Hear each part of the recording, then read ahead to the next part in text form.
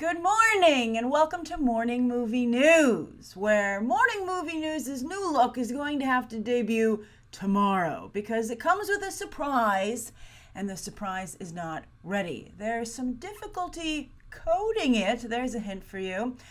So I had to delay it by one day. Apologies. Thank you for your patience, but I did not delay the return of Morning Movie News, which was on a break because first I was sick, and then I was in Los Angeles last week because Dolby flew me out to go behind the scenes at the Oscars. I hope you enjoyed that video. But it's back, and of course there was the Oscars yesterday. But anyway, Morning Movie News is back with three excellent stories. Very good stories, actually. I like all of them quite a bit. All right, and then the viewer question, where I have some not so good news for somebody. It's not horrible, but I don't think they're going to get the answer to their question they wanted. All right, so anyway, let's start off with David Ayer, very active on Twitter. He tweeted out congratulations to his hair and makeup team, which of course won the Oscar on Sunday night, rightfully so in my opinion and in the opinion of many, although not in the opinion of many others. But he's turned his sights to Gotham City Sirens. It seems that movie is starting to pick up some steam, as he seemed to hint that the villain in the piece would be Black Mask, as he tweeted out just a single panel from a comic with Black Mask, quite frankly, talking in a very David Ayer type way, being like, that's just the street stuff, that's beneath us.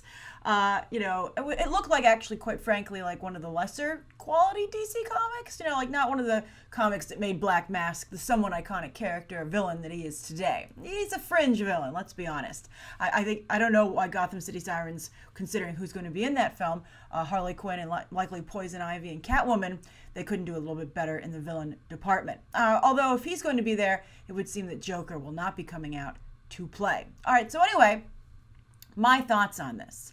So some of you said, oh, Grace, you got to make a video about who you think should play Black Mask. But I have to be honest with you, I don't know who would want to play Black Mask because their face would not be shown in the movie, right? I mean, talk about not getting recognition for your work. I guess you'd have to get someone, maybe Alan Tudyk is available. He's very good at motion capture. He just did a fabulous job with K2SO.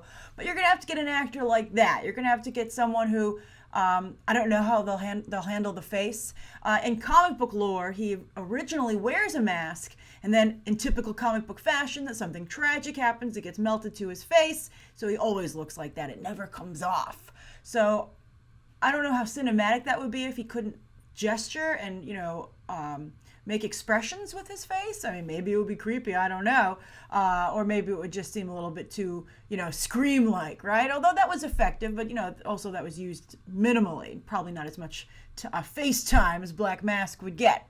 So you're going to have to get an actor who's okay with their face being covered the whole time, and that means, I think, a character actor, someone who just wants to be in a big movie like Gotham City Sirens. So we'll see who they end up using. But, someone's like, oh, what about Jason Statham? And I can tell you right now, I don't think Jason Statham is going to be in a movie where you can't see his face. They could change it, but then what would be the point of using the character Black Mask if he's not walking around with a black skull, right? It doesn't make any sense. But the other problem with the role, and another reason that I think you're going to have trouble getting a named talent to play it, is that it's a big part of Black Mask is torture porn, right? He's a lot like Jigsaw, in fact, from the Saw franchise in many ways. That's like his superpower, basically, is that if Black Mask gets you, he's not going to tie you up for an elaborate plan only for you to escape at the last minute. He's going to torture, he's going to really hurt you to get you to talk. And this has happened famously twice in the comics. I'm going to save the best one for last. So the first is Spoiler.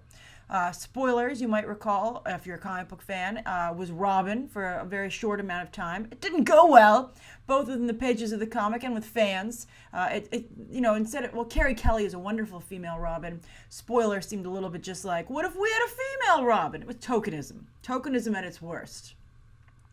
So she ended up, she had a plan, didn't get Batman's blessing, and got herself, kidnapped by Black Mask. And he tortured a lot of information out of her and, killed her, or so we thought, et cetera, et cetera. It's comics, right? So the other one, though, which is what really has always stuck with me when it comes to Black Mask, is when in the Catwoman solo comic, Ed Brubaker did a fabulous job. The whole run is spectacular. It's sad to think of what the Catwoman comic is like today. But Ed Brubaker wrote it that Black Mask, found out Catwoman's identity using torture, and kidnapped her sister and her sister's husband, so Selena Kyle's brother-in-law. And to really, not only get information out of her sister, but to just, get back at Catwoman, who was hurting his, criminal operation, he took body parts from the husband and made the wife eat them. And the thing that they showed in the comic was that he made her eat her husband's eyeballs. I will never forget it. It's seared in my brain. And he killed the husband eventually, and Catwoman's sister went insane. Also, naturally, eventually, right? And it was just absolutely horrible. And, I just had a hard time watching Cure for Wellness for the same reason. And it's one thing to read these things or maybe even just see them in panels in a comic. And, it was done, it wasn't gratuitous, but it was enough to really be disturbing. Like it was one of those things that you're like, I don't know if this should be in here, but it sure made an impression. So I think to have a character, and also with 3 women, I think there might be I worry about also because I feel David Ayer is very poor with female characters. I think I think his view of women is pretty bad. And so to make torture porn starring women, that's what's going to happen to our 3 female leads. And to maybe try and make torture sexy, I have serious problems with that. It's true torture porn. So, like torture and porn together to create the ultimate torture porn. And then, you worry about what that might inspire in real life. Because, who's kidnapped most often for such horrible purposes? Women. So, I don't know. It's not a good sign that right off the bat, David Ayer makes such a misogynistic choice in his villain. All right, so we're going to balance the scales by talking about Black Widow and an amazing development for the second story. So I'm curious to hear your thoughts down below about the Black Mask situation, especially now that you know a little bit more about the character that you might not have known when David Ayer first innocently tweeted, right? Or seemingly innocently tweeted. So as I'm sure you've heard, they've changed the Tower of Terror, Disney's California Adventure, in Anaheim near Los Angeles on the West Coast. And they've done a reskinning of it to be a Guardians of the Galaxy ride, and it opens for Memorial Day weekend. Now, to celebrate this, they're doing a whole superhero summer at Disney's California Adventure. Disney's California Adventure is, trying to get more people to want to go there over Disneyland. They want to balance out the parks, and it seems to me that they're moving distinctly in the superhero direction, which is pretty smart. All right, so they have a whole bunch of fun things over the summer. I'll put a link down below where you can read about it. But the cool thing to me was how much they're going to focus on Black Widow. So there are 2 things that Black Widow is doing. So the first is that Black Widow and Hawkeye will do like an Avengers training session with kids. And you're like, just kids, darn it, okay? Where you can do a couple of tests to see if you're Avengers material. And I thought that was fantastic. But then this is where things get really awesome. So several times throughout the day, Black Widow is going to do an in-park character appearance, a meet and greet, by herself. That means there's no male character to try and make sure that people show up to talk to her, right? It's totally dependent on people being fans of Black Widow. So she's going to go out all by herself in an Avengers armored car and do a meet and greet several times throughout the day. And I think that is just spectacular. I'm absolutely thrilled. If I find myself on the West Coast anytime during the summer, I'm going to go to Disneyland and support this, because I'm sure that this is like a little bit of a test at Disney to see how much support there is for this character. Maybe they're like, Scarlett Johansson's starting to do pretty well at the box office. First Lucy, and now Ghost in the Shell's getting a lot of attention. Maybe we should make a Black Widow movie. So obviously, part of that decision will be influenced by how many people show up for this meet and greet, particularly when Black Widow is the only draw. I feel nervous for the actress who has to play Black Widow in the park, because I'm sure she doesn't want to be out there by herself or dealing with people perhaps, not being so nice. Who knows what's going to happen, because people, for some reason, some fans have like a bone to pick with Black Widow, and just the fact that anyone likes Black Widow annoys them. Which I don't understand. It's like, if you don't like Black Widow, don't go to the meet and greet. Leave the character alone. You can meet Captain America, Spider-Man, and Groot starting this summer, starting Memorial Day weekend. So we'll leave Black Widow alone. So the reason I bring this up is not only because that's interesting to see Disney start to really pay attention to Black Widow from a merchandising perspective. Also, there has been more for her at the Disney store as well. Every time I go in there, they had a great Black Widow costume at Halloween. They're really trying to do something with the character. But I wanted to bring it up because if you're in the Southern California area, I hope that starting Memorial Day weekend, you too will go to Disney's California Adventure and support this meet and greet. And not only the meet and greet and the character, but I'm sure the actress who's playing Black Widow would appreciate it as well. All right, so that's the second story of the day. So exciting. All right, so eventually maybe Captain Marvel can join her if they get some more female characters over there. Oh, Scarlet Witch. Yeah, where's Scarlet Witch? One at a time. All right, so anyway, the third story of the day is Oscar ratings. This did not go well, in particular for Jimmy Kimmel, because he's now 0 for 2 when it comes to ratings for telecasts that he's hosting. So the Oscar ratings were, I believe, the second lowest of all time, or at least, and they've been recently keeping track of the ratings. Modern ratings. People didn't used to watch them quite as much as they do today. So it was an absolute disaster, and it was even worse was it was a 14% dip in the 18 to 49 demographic, which is what's coveted by advertisers.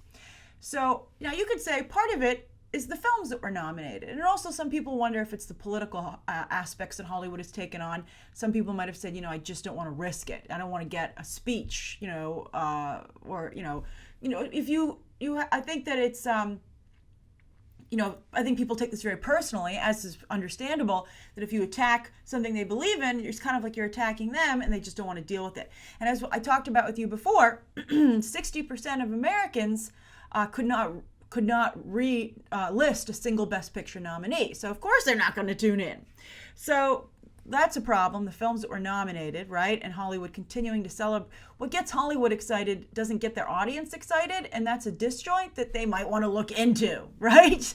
Like if you're not getting excited over the same movies, maybe you could be doing a little bit better, Hollywood, and exciting your audience. Like for instance, in past years, like when Avatar was nominated or Titanic, right?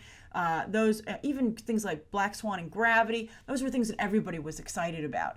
Not so much this year. Or, I think the last really big telecast was when Ellen hosted. And that's an important point because Ellen, even if you didn't like the movies that were nominated, Ellen brought in viewers. So it's really important who's hosting because even if you don't like the movies that are nominated, you want to see what the host is going to do. That's the idea. And it's a big deal this year because this was the first year that ABC had a say in who hosted the Oscars. They renegotiated their contract with the Academy. And since the ratings have been so low the last few years, they were like, you need our help. So and the Academy was like, I guess you're right, our ratings are not doing well. So I'm sure the Academy is like giving ABC the stink eye right now, although they're too busy giving the stink eye to PricewaterhouseCoopers over that snafu at the end of the show with Best Picture. But anyway, ABC got the right to dictate creative for the Oscars, and of course they put their late night host in there, Jimmy Kimmel. So why is it partially Jimmy Kimmel's fault? Or I think at least 50% Jimmy Kimmel's fault. Well, Jimmy Kimmel also hosted the Emmys in late 2016 that also aired on ABC. It's become a thing now where the network that's airing a telecast pushes their late night host. I forget which it is, but Stephen Colbert, I think the Emmys rotate from network to network because it's TV, even though the Oscars stay squarely at ABC. And so they're going to CBS next, and so Stephen Colbert will host because he's their late night guy. I hope he does better in the ratings than Jimmy Kimmel did because the Emmys were the lowest ever with 11.3 million viewers. These Oscars had like 32, and I think the lowest in recent history was 2008, hosted by Jon Stewart with 30 million viewers. So that means that Jimmy Kimmel has now headlined 2 incredibly low-rated telecasts, and I think that's very scary for him because I can't imagine that ABC doesn't look at those numbers and go, not only could maybe obviously our telecasts could be doing better of the Emmys and the Oscars, but maybe our late night show could be doing better too because he's just been rejected. Nobody, or at least not a good enough number of people, were incentivized to tune into the Emmys or the Oscars because Jimmy Kimmel was hosting. So let's see. It'll be interesting to see who they pick next year. I think they'll probably pick somebody a little bit more aggressive. I can't imagine they double down with Kimmel.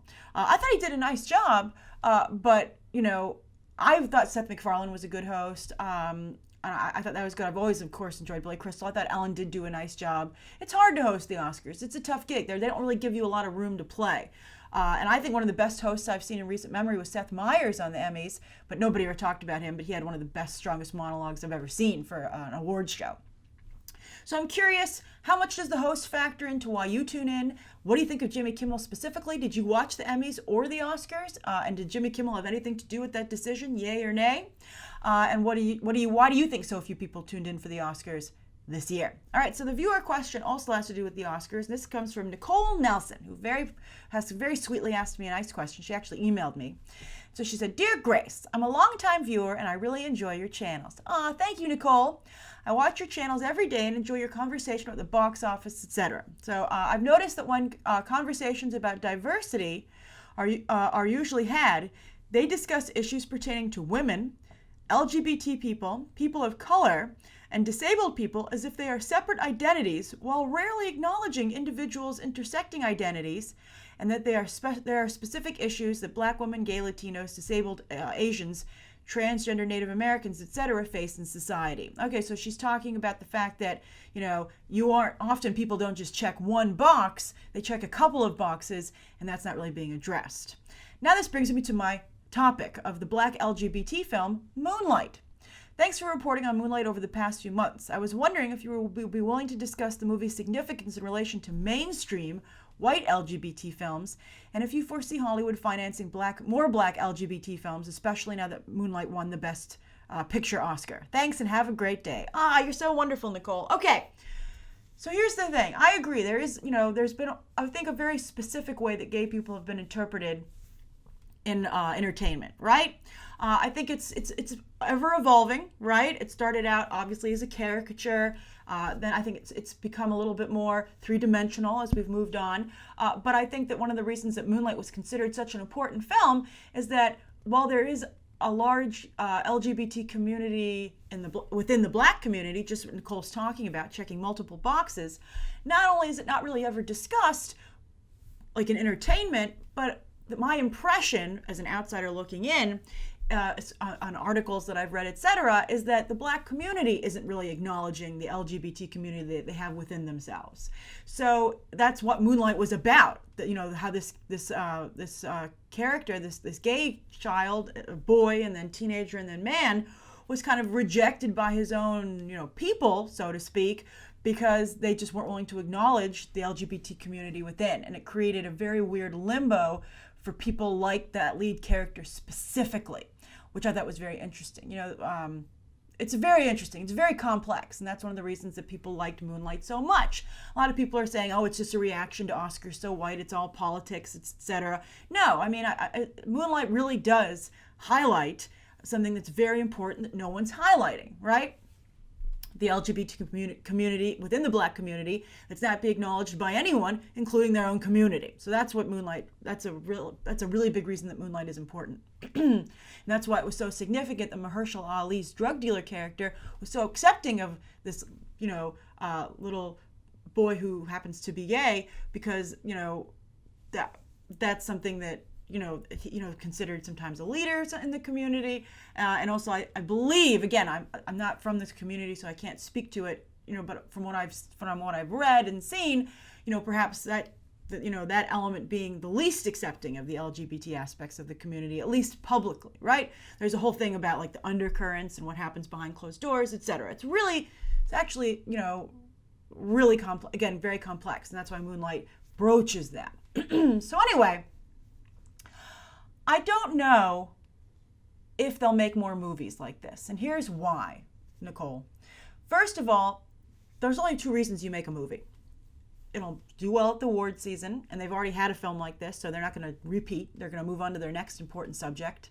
And the other is that it will make money. And Moonlight has not done particularly well at the box office.